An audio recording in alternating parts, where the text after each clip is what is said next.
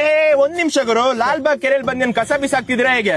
ಕಸ ಅಲ್ಲ ಗುರು, ಗಿಡ ನೆಡ್ತಾ ಇದೀವಿ. ಎಲ್ಲರೂ ಭೂಮಿ ಮೇಲೆ ನಟ್ರೆ ನಾವು ನೀರಲ್ಲಿ ಗಿಡ ನೆಡ್ತಾ ಇದೀವಿ. ಬೇರೆ ಏನ್ ಕೆಲ್ಸ ಇಲ್ವಾ ಹೇಗೆ ನಿಮ್ಗೆ?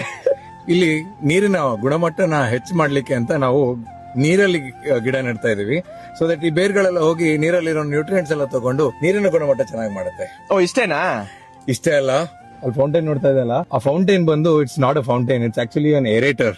Okay. It actually pumps out more than 1 lakh liter of water per hour, and a lot of oxygen is given back to the water, so that ಇಲ್ಲಿರೋ ಪ್ರಾಣಿ ಪಕ್ಷಿಗಳು ಆಮೇಲೆ ನೀರಿನಲ್ಲಿರೋ ಕಪ್ಪೆ ಮೀನು ಅದಕ್ಕೆಲ್ಲ ನೀರಿನ ಗುಣಮಟ್ಟ ಚೆನ್ನಾಗಿರುತ್ತೆ ಅಂತ ಹೇಳಿ ಅದನ್ನ ಮಾಡಿರೋದಂಥದ್ದು. ಓಕೆ, ಇಷ್ಟೇ ಕೆಲಸ ಮಾಡಿರೋದಾ ನೀವು? ಇದು ಮೇಲ್ಗಡೆ ಕಾಣಿಸುವಂತದ್ದು. ಇನ್ನೊಂದಿದೆ submersible aerator. This is a micro submersible aerator. ಏನಾಗುತ್ತೆ, ಆಕ್ಸಿಜನ್ ನ ನ್ಯಾನೋ ಪಾರ್ಟಿಕಲ್ಸ್ ತರ ಸಣ್ಣದಾಗಿ ತಗೊಂಡು ನೀರ್ ಒಳಗಡೆ ಪಂಪ್ ಮಾಡುತ್ತೆ. So that the oxygen level is increase to a very high level inside the water. So the BOD COD ಅಂತ ಕೆಲವೆಲ್ಲ ಇದೆ, ನೀವು ಗೂಗಲ್ ಅಲ್ಲಿ ಓದ್ಬೋದು ಇದನ್ನ. ಈ BOD COD ಲೆವೆಲ್ಸ್ ಬಹಳ ಉತ್ತಮವಾಗಿರುತ್ತೆ. So that fishes can breathe better. Hey nice, ತುಂಬಾ ಒಳ್ಳೆ ಕೆಲಸ ಮಾಡ್ತಿದ್ದೀರಾ ನೀವು. Hey thank you so much. ಇದನ್ನ ಜನ ನೋಡ್ತಾರಾ?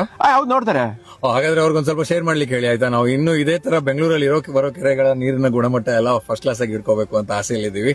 So let's work together. Sure, for sure ಹೇಳ್ತೀನಿ. Okay bye, thank you.